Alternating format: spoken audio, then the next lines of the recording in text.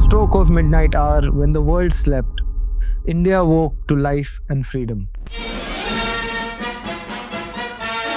600 miles away in Delhi, Independence Day was also a day of rejoicing. Tumultuous crowds filled the streets, celebrating, singing and laughing. पर RSS और मोदी जी सोते ही रहे जब तक कंगना ने 2014 में फ्रीडम अनाउंस नहीं की। आजादी अगर भीख में मिले तो क्या वो आजादी हो सकती है? आप खुद बताइए। वो आजादी नहीं थी, वो भीख थी, और जो आजादी मिली है वो 2014 में मिली है। और नेहरू का भूत आज तक हमारे व्हाट्सएप अंकल्स को सता रहा है। ये भूत हर जगह है। जब भी कोई ब्लेम करने को नहीं मिलता, नेहरू का नाम सबसे आगे आ जाता है। पंडित नेहरू को बिठा दिया गया। अगर देश के पहले प्रधानमंत्री सरदार वल्लभ भाई पटेल होते तो मेरा कश्मीर का ये हिस्सा आज पाकिस्तान के पास न होता। कि इस मामले को इंटरनेशनलाइज करने वाले कांग्रेस थे, ग्लोबल यूएन को लेके चले गए। कौन लेके गया? हमारे देश के प्रधानमंत्री जी, जो फर्स्ट प्रधानमंत्री जी हैं, पंडित जवाहरलाल नेहरू जी, इसको यूएन में लेके चले गए। क्यों? ये भी एक बहुत बड़ी भूल थी कि जवाहरलाल नेहरू जी ने जो हमारा अंदरूनी मामला था उसको यूनाइटेड नेशंस में रखा और पाकिस्तान का लोकस क्रिएट किया। एक अलग सा लव हेट रिलेशनशिप है मोदी जी और नेहरू का। पहले खुद को नेहरू से कंपेयर करते हैं, फिर उनके नाम से ख्याली पुलाव पकाते हैं और खुद को बिरयानी बताकर जीत की इलायची चख लेते हैं। और अब जब नेहरू जी की सारी गलतियां अपेरेंटली मोदी जी सुधार रहे हैं, तो इट्स ओनली फेयर कि एक्सचेंज में नेहरू जी भी मोदी जी की गलतियों की रिस्पॉन्सिबिलिटी ले ले। गली क्रिकेट का बबलू जब 2 बार किसी का कान तोड़ देता है तो खुद को सचिन तेंदुलकर कहने लग जाता है, पर उसे कोई सीरियसली नहीं लेता। पर लेकिन अगर बैट बबलू का, बॉल बबलू का, अंपायर भी बबलू का, फील्डिंग सेट करने वाला उसका ही दोस्त, गली का गुंडा, मोटा भाई डब्लू, तब तो सबको मानना पड़ेगा कि बबलू ही सचिन है। कुछ ऐसी स्थिति है नेहरू और नरेंद्र की भी। मीडिया नरेंद्र की, पुलिस नरेंद्र की, जुडिशरी नरेंद्र की, फोन का डेटा तक नरेंद्र का। तो 60 साल बाद भी भक्त लगे हुए हैं बबलू को सचिन बनाने में और सचिन को बबलू बनाने में। पर बनता बस उनका मजाक है। लगता है नेहरू ने सिर्फ आजाद भारत का फाउंडेशन नहीं दिया, लेकिन मीम मेकर्स को बहुत कंटेंट भी दे दिया। कहाँ मिलेगा इतना कंटेंट? आज के जनहित में जारी के एपिसोड में हम बात करेंगे नेहरू पर लगे इल्जामों की। देखिए, आपकी इच्छा रहती है ना, मैं पंडित जी का नाम नहीं बोलता हूँ, आज मैं बार बार बोलने वाला हूँ। आज तो नेहरू जी ही नेहरू जी।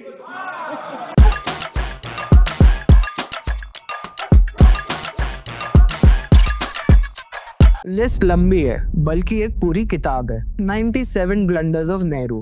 अरे रुकिए, मोदी जी ने फिर एक बार स्पीच दी थी, अब वो ब्लंडर्स 100 हो गया है।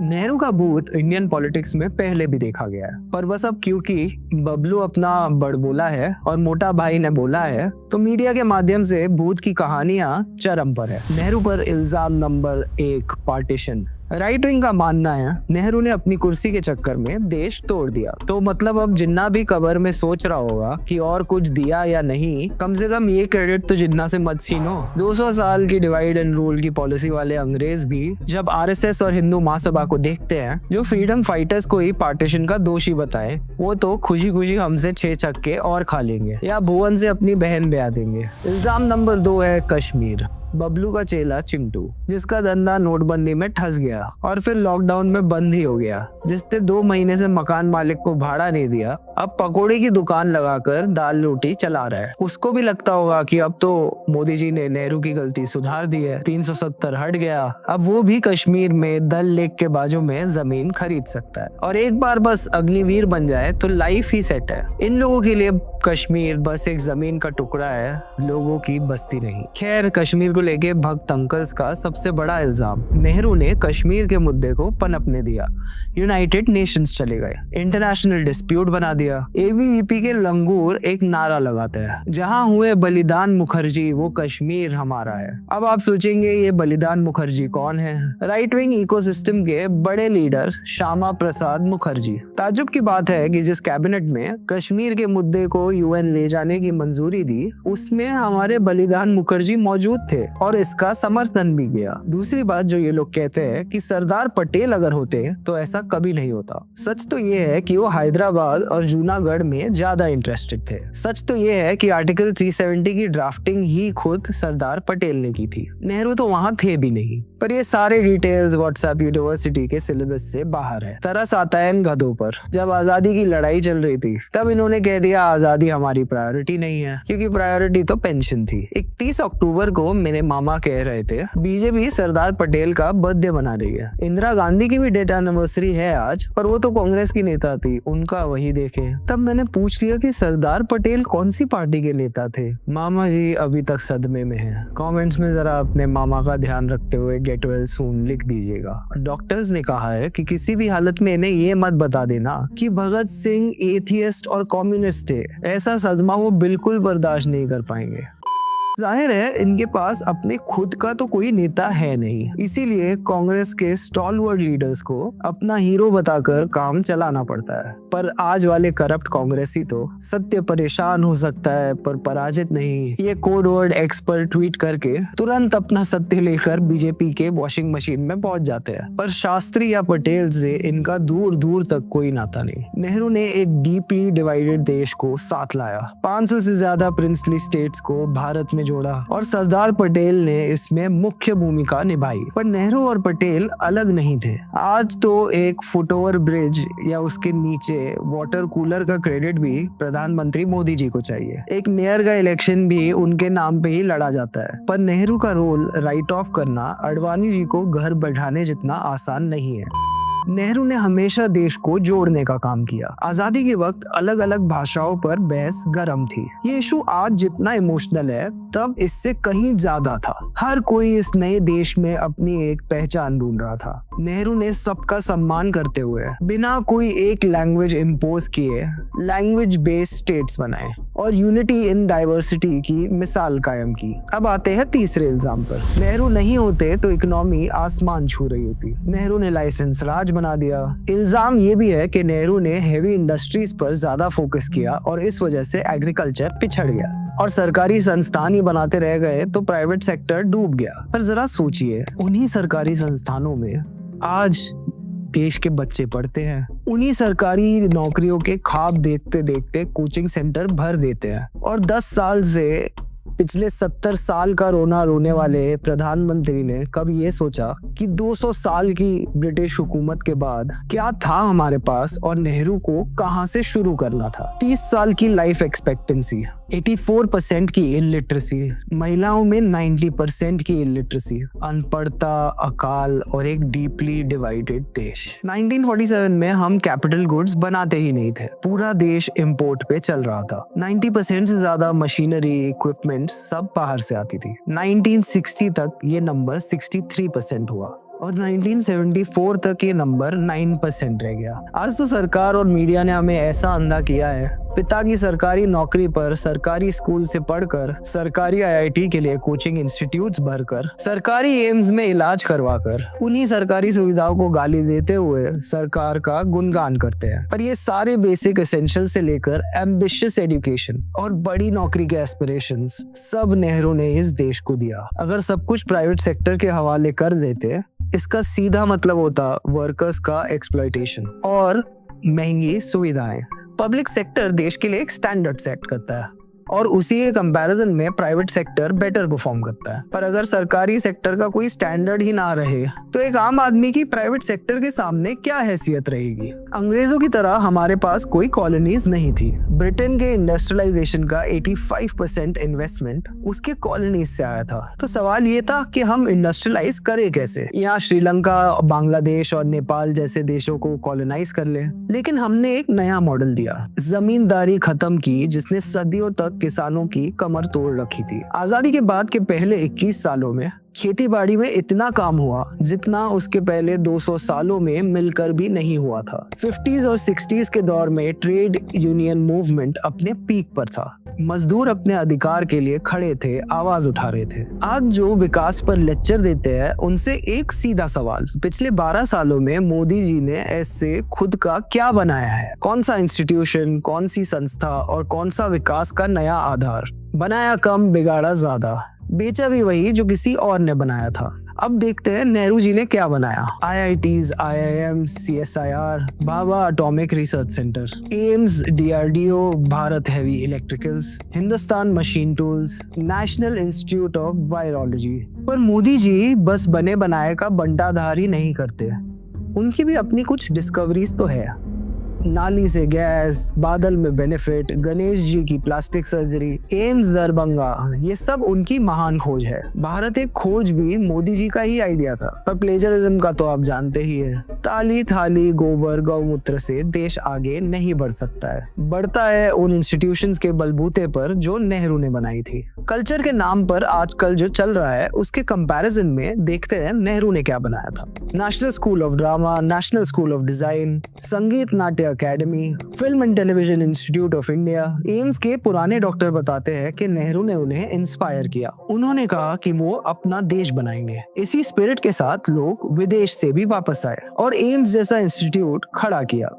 आजकल तो लोग इसी देश के टैक्स से पढ़कर विदेश में कमाने जाते हैं और बस कहीं दूर से ही मोदी मोदी करते रहते हैं। देश से इन्हें प्यार तो है, पर इनका रिलेशन लॉन्ग डिस्टेंस है। आजादी के बाद देश में malaria, TB, leprosy, small pox सब फैला हुआ था। तब नेहरू ने national TB institute Bangalore, TB research centre Chennai, JIPMER Pondicherry, Safdarjung AIIMS Delhi, PGI Chandigarh, NIMHANS Bangalore समेत कई सारे इंस्टीट्यूट बनवाए। 36 नए medical colleges, 70 nursing schools, 300 training schools खुले ताकि इंडिया में डॉक्टर्स और नर्सेस की कमी दूर हो। उस वक्त गरीबी, भूख और बीमारी हर जगह थी। तभी नेहरू ने 3000 प्राइमरी हेल्थ सेंटर्स बनाए। और फिर आज के हेल्थ केयर का हाल देखिए। हमारे हेल्थ मिनिस्टर खुद एक बाजारू बाबा के बगल में बैठकर उसकी नकली दवाई को कोविड क्योर बताकर लॉन्च कर देता है। पुष्पक विमान और गौमूत्र में साइंस ढूंढने वालों को पढ़ना चाहिए कि होमी बाबा ने नेहरू के बारे में क्या कहा था। अलबत्ता नेहरू खुद साइंटिस्ट नहीं थे, पर उनकी पर्सनालिटी में एक वैज्ञानिक व्यक्ति के सारे गुण मौजूद थे। लगातार सीखते और सिखाते रहने की भूख, all made him a real man of science. ये होमी बाबा के शब्द थे। आज तो विश्व गुरु पहले ही सब चीजों के एक्सपर्ट है, इन्हें कोई क्या सिखाएगा। स्टंटबाजी के चक्कर में इकोनॉमी की कमर तोड़ दी जाती है। पर नेहरू के समय में एक प्लानिंग कमीशन था। 1950 में बना ये कमीशन नेहरू के साइंटिफिक टेम्पर और सोशलिस्ट विजन का प्रैक्टिकल रूप था, जहां से देश के लिए 5 ईयर प्लान्स बनाए गए ताकि रिसोर्सेस का सही इस्तेमाल हो और हर सेक्टर में विकास हो, खेती, उद्योग, शिक्षा या स्वास्थ्य। इसने देश को एक डायरेक्शन और स्ट्रक्चर दिया। उस दौर में जब सब कुछ नया बन रहा था, प्लानिंग कमीशन ने इंडिया को रैंडम डिसीजंस जैसे नोटबंदी या लॉकडाउन से बचाया और एक कोऑर्डिनेटेड नेशनल स्ट्रेटजी दी। आज नाम नरेंद्र मोदी ने वही कमीशन को नीति आयोग बना दिया है। नेहरू का विजन सिर्फ पॉलिटिकल और इकोनॉमिक नेशन बिल्डिंग तक सीमित नहीं था, उन्होंने कल्चरल और इंटेलेक्चुअल इंफ्रास्ट्रक्चर भी बनाया था। उनके दौर में आर्कियोलॉजिकल सर्वे ऑफ इंडिया को नए रिसोर्सेज और रिस्पेक्ट मिली ताकि भारत की हिस्टोरिकल और कल्चरल हेरिटेज को संभाला जा सके। पर अब तो ASI बस ऐसे ही खुदाई के काम आता है और कम्युनल कॉन्फ्लिक्ट्स भड़काता है। हेरिटेज के नाम पर बस हेट रह गया है। हर संस्थान का अब यही हाल है। बुद्धिजीवियों को डिमोनाइज करो और अपने जाहिल जड़ बुद्धि VCs को भर दो। नेहरू समझते थे कि अगर देश को सच में आगे बढ़ना है तो हमें अपनी परंपरा को प्रिजर्व करते हुए नए साइंटिफिक और टेक्निकल इंस्टीट्यूशंस भी खड़े करने होंगे। पर परंपरा के नाम पर बस प्रोपेगेंडा और अंधविश्वास बेचने वालों को साइंस और ट्रेडिशन की ट्रू पार्टनरशिप कहाँ समझ में आएगी। और अब आता है नेहरू पर अगला इल्जाम। नेहरू ने इंडियन कल्चर को इग्नोर किया क्योंकि नेहरू वेस्टर्नाइज थे। एक तरीके से देखा जाए तो ये अटैक्स बस नेहरू पर ही नहीं बल्कि सेक्युलरिज्म, मॉडर्निटी, साइंस, रैशनैलिटी और कॉन्स्टिट्यूशन पर भी थे। ये तो वही बात हो गई कि कुछ मर्द शर्ट पैंट पहनकर कल्चर के नाम पे औरतों को साड़ी पहनाना चाहते हैं। ऐसे लोगों से हम क्या ही सीखे। द धर्मा डिस्पैच एक हिंदुत्व ऑनलाइन प्लेटफॉर्म की बातें सुने। इनके हिसाब से धर्म के कोड पर टिकी व्यवस्था को नेहरू ने लॉ एंड ऑर्डर के ड्रामे से गंदा कर दिया। पहले जो इश्यूज गांव के बुजुर्ग और बिरादरी सुलझा लेते थे, अब सब कोर्ट जाने लगा और बहुत मामले बढ़ गए। बेसिकली इन्हें सिर्फ खाप पंचायत वाला सेटअप ही चाहिए। जरा सोचिए, इनकी बिरादरी का वो बुजुर्ग कौन होगा? एक खास जाति से होगा, मर्द होगा और उसकी कॉन्स्टिट्यूशन होगी मनुस्मृति। आज के व्हाट्सएप ग्रुप के जो अंकल एडमिन्स है उनके जैसा ही। यही है इनका गुस्सा नेहरू और बाबा साहेब अम्बेडकर जैसे महान लोगों पर। क्यों इन लोग ने ये देश की कल्पना एक सेक्युलर डेमोक्रेसी के रूप में की। घूम फिर के इनको एक हिंदू इंडिया चाहिए था, मिरर इमेज ऑफ अ मुस्लिम पाकिस्तान। जब वेस्टर्न कंट्रीज अपने आप को एक जैसे लोगों और एक जैसे विचारों, एक जैसे रंगों और एक जैसी भाषाओं का समुदाय समझते थे, उस दौर में एक ऐसे डाइवर्स आइडिया ऑफ इंडिया को सोचना ही एक हिम्मत की बात थी। एक ऐसा भारत जहाँ हर बोली, हर संस्कृति, हर परंपरा को अपनापन मिलता है, जहाँ यूनिटी का मतलब यूनिफॉर्मिटी नहीं डाइवर्सिटी है। आज इसी पुरानी एकरूपता यानी यूनिफॉर्मिटी वाली सोच को सिटीजनशिप अमेंडमेंट एक्ट के फॉर्म में दोबारा सर्व किया गया है। डॉक्टर अंबेडकर, जवाहरलाल नेहरू और उनके साथ कई और लीडर्स ने पूरी कोशिश की कि सिटीजनशिप और रिलीजन को अलग रखा जाए, पर आज के आरएसएस वालों के पूर्वज दोनों चीजें तब भी जोड़ना चाहते थे और अब भी जोड़ना चाहते हैं। उन्हें नाजी जर्मनी की रेशियल थियोरीज और फासिस्ट इटली का मॉडल पसंद था। ये लोग तब भी सेक्युलरिज्म को एक खतरा मानते थे, पर इसके बारे में नेहरू ने असेंबली में सीधा कहा। लोग सेक्युलर स्टेट कहने पर ऐसे रिएक्ट कर रहे हैं जैसे हमने दुनिया पे कोई एहसान कर दिया हो। मैं उन्हें बता दूं कि हमने कोई बड़ी दयालुता नहीं दिखाई, हमने बस वही किया है जो हर मॉडर्न देश करता है। ये तो रही नेहरू की बात। अब बात करते हैं उन लोगों की जिनको लगता है 75 तक अगर प्रियम्बल में सेक्युलर वर्ड नहीं था तो मतलब देश तो हिंदू राष्ट्र है। ऐसे लोग अगर बाबा साहेब और नेहरू के सेक्युलरिज्म के सपोर्ट में भाषण सुन ले तो मामा जी के बगल के कई सारे बेड भर जाएंगे। भक्तों की फैमिली से रिक्वेस्ट है, इन्हें कभी आर्टिकल 14-18 राइट टू इक्वालिटी और आर्टिकल 25-28 में right to freedom of religion का सब्जेक्ट कभी ना पढ़ने दे, वरना ये खुद सब्जेक्ट बन जाएंगे और कुछ महसूस नहीं कर पाएंगे। नेहरू इंडियन नहीं थे is just a code for Nehru Hindu India नहीं चाहते थे, नेहरू एक सेक्युलर इंडिया चाहते थे। डॉक्टर अंबेडकर ने भी यही कहा, if Hindu raj becomes a fact it will no doubt be the greatest calamity for this country. Hindu raj must be prevented at any cost। Preservation से तो राइट विंग इकोसिस्टम को हमेशा से ही दिक्कत है। जो लोग मनुस्मृति के मुताबिक दलितों को पानी के कुएं का एक्सेस भी नहीं देना चाहते, वो शिक्षा और पब्लिक सेक्टर में उनकी हिस्सेदारी कैसे बर्दाश्त करे। जाहिर है इन लोगों को इक्वालिटी एक बैड वेस्टर्न आइडिया ही लगेगा, इसीलिए अब एक नई तरकीब अपनाई है, सब कुछ बेचकर प्राइवेटाइज कर दो, ना रहेगा पब्लिक सेक्टर और ना बचेगा रिजर्वेशन। आप किसी भी बीजेपी सपोर्टर से बात करिए, यही लाइन ऑफ आर्ग्यूमेंट है। वो इतने नफरती हो चुके हैं कि पिछड़े वर्ग को हिस्सेदारी ना मिले, इसीलिए उन्हें अपने बच्चों की शिक्षा और नौकरी की सुरक्षा की सारी कुर्बानी कबूल है। पर ये नफरती सोच सिर्फ मुस्लिम और दलित तक तो नहीं रह जाती, इन्हें महिलाएं भी कहाँ पसंद है। जहाँ बेहद विकसित वेस्टर्न कंट्रीज में भी वोटिंग राइट्स औरतों को बहुत बाद में दिए जाते थे, देश के आजाद होते ही नेहरू के लीडरशिप में सबको वोटिंग राइट्स मिले। नेहरू और अंबेडकर ने मिलकर हिंदू कोड बिल को भी हकीकत में लाया, जिससे भारतीय समाज खासकर हिंदू महिलाओं को अपने अधिकार मिले। पहली बार हिंदू महिलाओं को प्रॉपर्टी में अधिकार, डाइवोर्स का हक, अपनी मर्जी से शादी करने का हक और रीमैरिज का भी हक मिला। और नेहरू ने अगर अलग से हिंदू महिलाओं का जीवन बेहतर बनाया, आप ये सोचिए कि ये मुस्लिम अपीजमेंट है या हिंदू अपलिफ्टमेंट। इस पर यह सवाल बिल्कुल जायज है कि ये बदलाव मुस्लिम समाज में भी क्यों नहीं आया। पार्टीशन के बाद देश में अलग सा माहौल था, खून, कत्लेआम और खौफ। ऐसे वक्त में नेहरू ने अनुमान लगाया कि जो मुसलमान भारत में रुक गए हैं, उन्हें यह भरोसा देना जरूरी है उनका धर्म, उनकी पहचान माइनॉरिटी राइट्स के अंदर सुरक्षित है। नेहरू के बाद भी इतने सालों तक ये मुमकिन नहीं हो पाया। इसमें कांग्रेस और बाकी सरकारों की बिल्कुल नाकामी है, पर ये नेहरू की गलती नहीं है। क्रिटिक्स भी उन्हें देश का नेता मानते थे। 1977 की बात है, कांग्रेस के 30 साल का राज खत्म हो गया। दिल्ली में नई केंद्र सरकार आई। सरकारी ऑफिसेस से कांग्रेस के सारे फोटोज और निशान हटाए जा रहे थे। जनता पार्टी के एक फॉरेन मिनिस्टर ने ये नोटिस किया कि नेहरू की एक फोटो दीवार से हटा दी गई है। उन्होंने कहा कि इसको वापस लगाया जाए। ये मिनिस्टर थे नेहरू के फियर्स क्रिटिक अटल बिहारी वाजपेयी। नेहरू की मृत्यु के बाद भी अटल बिहारी वाजपेयी ने पार्लियामेंट में गहरा शोक व्यक्त किया। उनका भाषण सुनने लायक है। एक सपना था जो अधूरा रह गया, एक गीत था जो गूंगा हो गया। सपना था एक ऐसे संसार का जो भय और भूख रहित होगा। गीत था एक ऐसे महाकाव्य का जिसमें गीता की गूंज, गुलाब की गंध थी।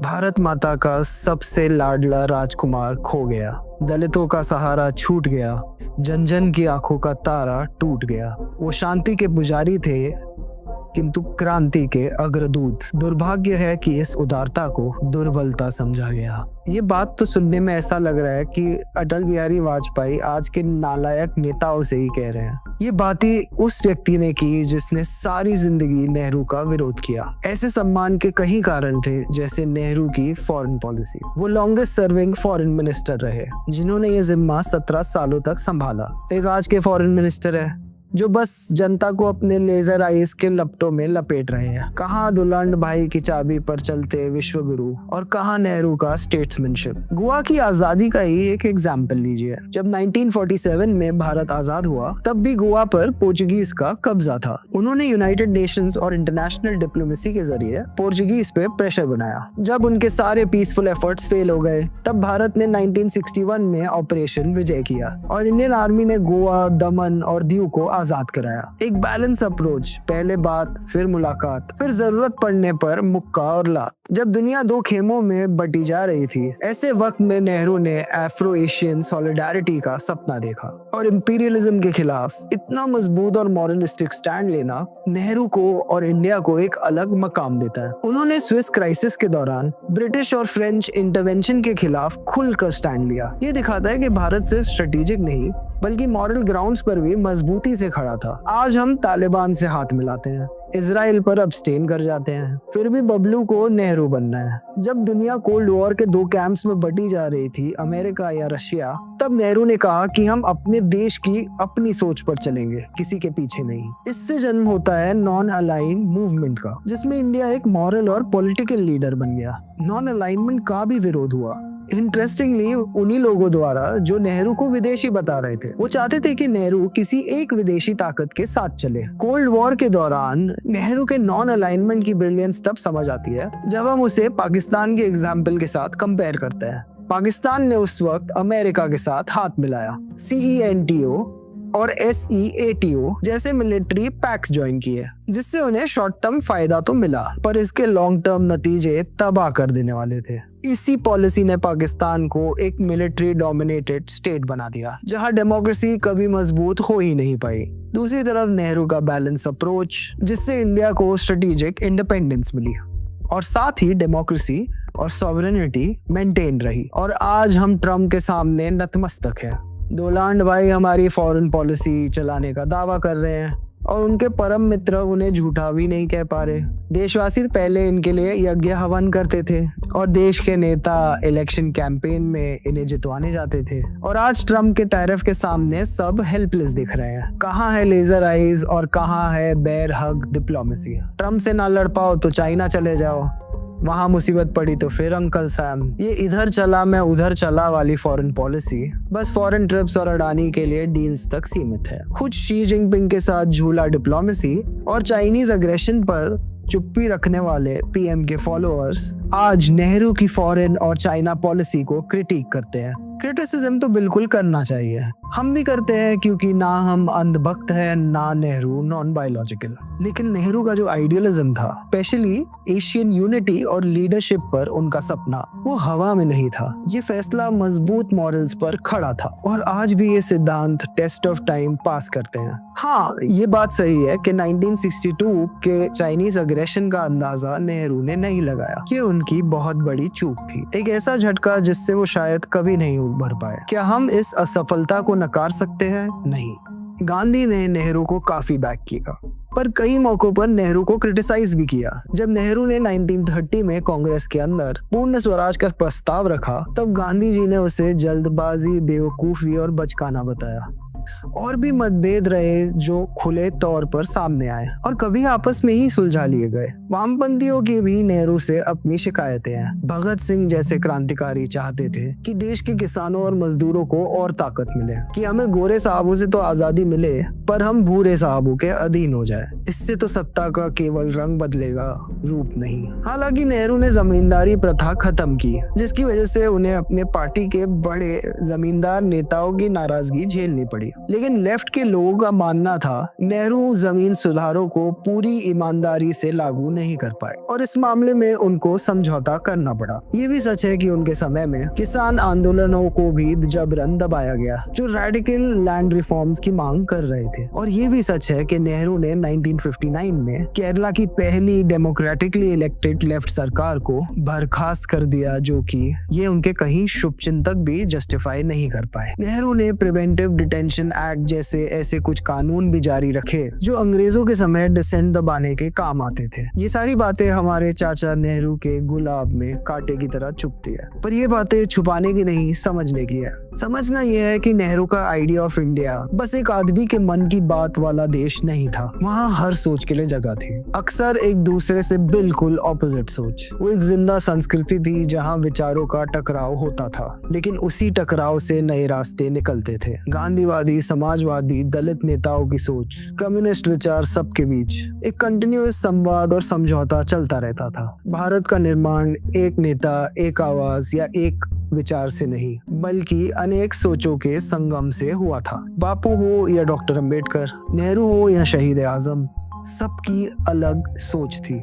एक दूसरे के क्रिटिक भी थे, पर कुछ मूल्य और सिद्धांत थे जिस पर कोई कॉम्प्रोमाइज नहीं था। सबका एक ही मकसद था, अंग्रेजों के राज से मुक्ति। ये सब लोग जेल गए, लाठियां खाई, फांसियां झेली, ताकि हम आजाद सांस ले सके। एक और बात जिस पर पूरी क्लैरिटी से, इनमें से कोई भी ऐसा भारत नहीं चाहता था जो तानाशाह या इंटॉलरेंट हो, जहां धर्म के नाम पर किसी को सेकंड क्लास सिटीजन बनाया जाए। ये सपना हमारे संविधान में लिखा गया। वो धर्म के कानून नहीं, समानता के नियम चाहते थे। वो उन सोचों से कोसों दूर थे जिनके पूर्वज हिटलर और मुसोलिनी से प्रभावित थे। आजादी की लड़ाई में जो नल्ले नेता नालायक बने फिर रहे थे, वो ये ना भूले कि नेहरू ने 9 साल जेल में गुजारे, अलग अलग आंदोलनों में लंबी सजाएं काटी, और उस वक्त में भी अपने विचारों का साथ नहीं छोड़ा। किताबें लिखते रहे, autobiography, glimpses of world history. ये किताब इंदिरा गांधी को लिखे लेटर्स का कंपाइलेशन और discovery of India. Modi ji ने तो सब पढ़ा ही होगा। नेहरू ने काफी कुछ लिखा,